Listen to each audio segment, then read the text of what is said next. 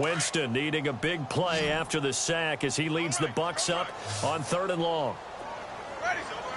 Jackson, the man in motion left.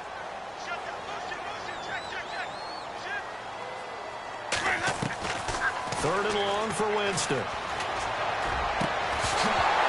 And incomplete. The contact made the ball roam free and brings up 4th down. Well, they've had a pretty frustrating first half here offensively and then just continued there with that incompletion. Yeah, definitely frustrating for them, but heartening for the other guys. Those stop troops, they're enjoying things right now because they've made it very difficult for them throughout the half. Around the NFL, a game going on in Washington. Now, you saw the score at the bottom of your screen a moment ago. We got a good one going on there. That one tight to this point, and you'd have to imagine it'll stay tight throughout. Now the Jet offense about to take over as they head out onto the field. And we'll see how this is played. Offensively, they've got the lead. Not a whole lot of time left. What do you think, Charles? Well, it's tempting to try and add to your lead. But a mistake there, that can change things in a big way. I say go ahead, take the knee. He's got a man complete. The 20, 10, and all the way in. Touchdown, New York. Jermaine Kearse, an 80-yard touchdown. And the Jets get the quick strike touchdown. Point after now from Catanzaro.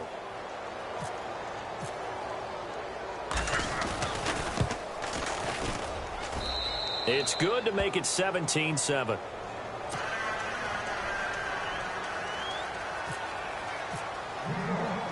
Catanzaro out now as he'll kick this one away. This will be fielded at the 6. And he'll take this across the 25. Couple extra yards up to the 27-yard line. Now the Buccaneer offense set to take over again. And, you know, their previous possession, they were able to move the football, but still wound up punting in the end. You know, in 2016, Carolina had a 20-play drive that lasted over 10 minutes. And remember how it ended? In a punt. Yeah, I mean, how does that happen? You just don't see that happen every day. This one maybe not quite that bad, but still, you'd like to have a chance for points if you hold the football that long. Agreed. And it drops down incomplete. Thought he might have had it. Instead, 2nd down.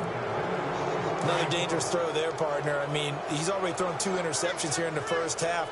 I don't know if you want to keep throwing up 50-50 balls when you've had that kind of lack of success. Yeah, absolutely. Very well could have been a and Jameis intercepted a 3rd time.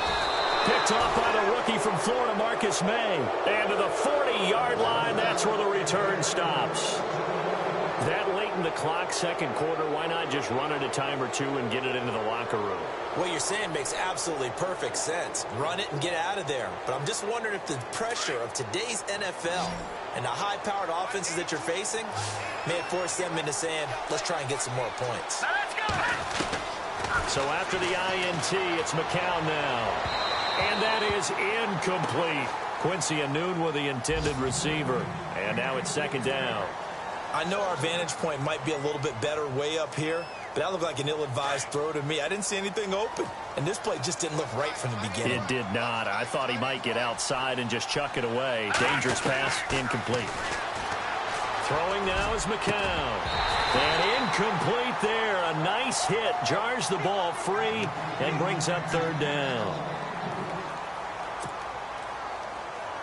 The Jets on 3rd down. 3 for 7 so far in this game. This is 3rd and 10. Play action. McCown. And that is incomplete. Down to 15 seconds now. Not only was that a 3 and out, it was their 3rd straight incompletion on this drive, and they didn't even think about trying to run the football. Now they have to give it up. The 3 straight incompletions, they don't care. That hasn't dissuaded them. They're going to go for it on 4th. Again, it's McCown. And that's incomplete. Clock stops with 10 seconds left. Boy, it looked like he had it and dropped it. And the Buccaneers defense holds and they get the football back.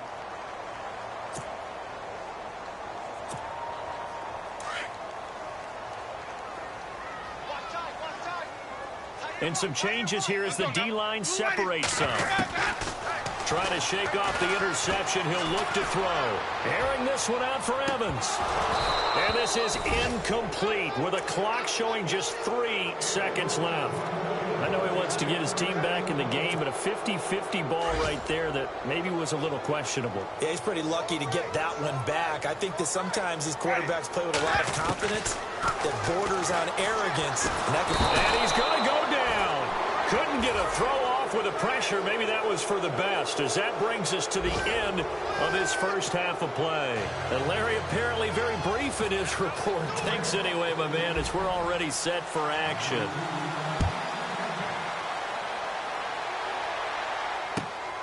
This is taken at the 3. And he'll take this up past the 20 and down at the 22-yard line. Out come the Buccaneers. They'll have it first to start in the 3rd quarter. They have the ball here for the inaugural drive of the second half. Pretty big deficit, though. We'll see what adjustments were made in that locker room. And I never want to make something more important than it actually is, right? I don't want to create more hype than what is there. But this is I'm doing it, though. This is a really important drive. And we often talk about teams scripting plays to start a game. A lot of them script to start the second half, too. And they're scripting something that they expect to get them into the end zone and back into this game. We'll see if that script is a good one for them. So they're still at the original line of scrimmage here. 2nd down and 10.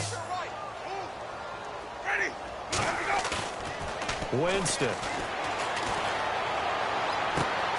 Right side caught by Jackson. And they get him down, but not before he takes it across the 40-yard line. They call it a gain of 19, and it moves the chains.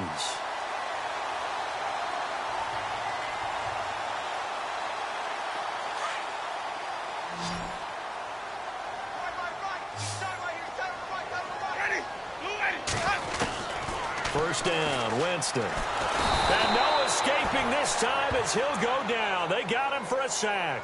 Jordan Jenkins in there to get him his 2nd sack now of the afternoon. Defense really showing respect to the deep ball here, playing off the receivers. Now Jameis on 2nd down. Firing quickly here, and that's complete. They'll wind up getting 10 back as that sets them up for 3rd down. And just a small glimpse there as to why they like this rookie so much. And that's why they lit up a little bit in our meetings with the coaching staff, didn't they? Yeah, when we talked about him, they did. Yeah, you know, they like his work ethic. You know, this guy's running every route well in the route tree and getting better at it all the time. Really honing it. And his pass is intercepted for the 4th time today. Picked off by the linebacker, Demario Davis. And they are going to set up shop at the 40-yard line. Yet another interception, and I just had to double-check my math. But it is now 8 between last week and this week. Well, I just used a calculator. I didn't worry about double-checking it. But the thing that always throws me when you see quarterbacks in this type of a bad spot, they're trying to figure out what they can do to change it, and sometimes they try too hard, and they never get out of it. And that's where he is right now. He's just locked in a really bad way. And he's going to be intercepted a 3rd time. Picked off by Brent Grimes. And he will score. Touchdown, Tampa Bay. Well, partner, I do know this. If you're a defensive back, you have more chances to make a team now than ever because people are using 5 defensive backs, 6 defensive back packages. Not exclusively, but way more than before. That was a nickel package there, and what a pickoff. Why is that? Why are they using that more? Because more people are throwing the ball on earlier downs than ever before. This has become a passing league, and because of that, more defensive backs on the field on most plays. And this is up and good to make it a 17-14 game. So they'll get another shot on offense following that pick 6. And now the kick is away. And that'll carry over the back line of the end zone for a touchback. So out now come the Jets. And following the pick 6, and they had decent field position in throwing that pick 6. We'll see how they attack this drive. And I think all you say to your guy is, listen, let's just take care of the football a little bit better. Make some better decisions on this drive, and they'll probably help him a little bit with maybe some really high percentage throws early to let him get settled back in. But they told him, they told us, they've got confidence. That's not a problem. Yeah, not a problem at all. They just want to make sure they get things settled down a little bit for their offense and give their defense a little bit of a chance to rest. Give him 30 yards there.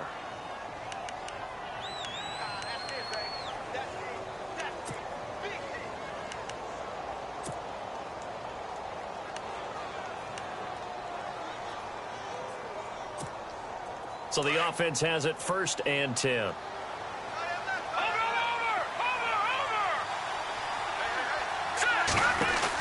They'll run it now out of the gun. He'll get it to the 40. Broke a tackle there to get some extra yardage. He'll get a nice chunk there on the 1st down run, and it's 2nd and 4. In my book, that's running the ball well, but with intelligence. How about him keeping the clock moving, staying in bounds? Yeah, even though it's the 3rd quarter, you're thinking ahead, aren't you? This is where your running game can really help you with a lead in the 2nd half. I agree totally. It's not just end-of-the-half situations that you worry about the clock. It's throughout the game. And with a lead, stay in bounds. Make them fight harder to try and catch you.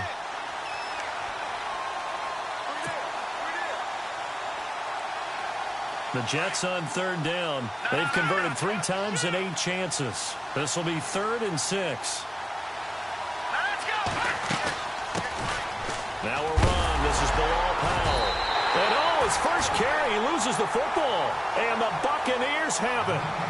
Well, he's not the starter coming in, getting his first carry off the bench. That's not the way to earn more carries. You have to stay in the game, even if you're not on the field, right? Stay mentally sharp, stay ready, and above all, when you get into the game, hold on to the football. Don't let the other team have it.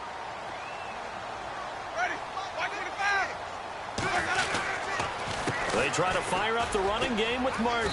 And he'll grab a gain of 5 out of this up to the 41-yard line. Sometimes with the running game, you've just got to stick with it. Look, it's the 3rd quarter. No time.